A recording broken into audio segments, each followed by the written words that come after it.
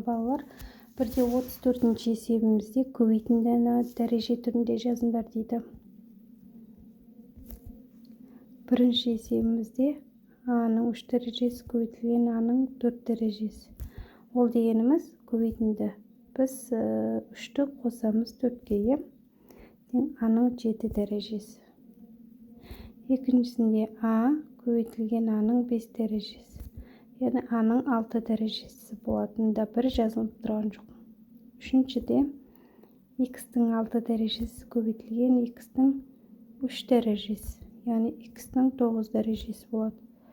Төртінші есебімізде 0,5-тің 3 көбейтілген 0,5-тің 7 дәрежесі. 0,5-тің 10 дәрежесі болады. Бесінші есебімізде 2-ден 1-дің көбейтілген 2-ден 1-дің 4 дәрежесі. Ол дегеніміз 2-ден 1-дің 5 дәрежесі болады. Алтыншыда P-ның 2 дәрежесі, P-ның 3 дәрежесі. Ол дегеніміз 5 дәреже болады.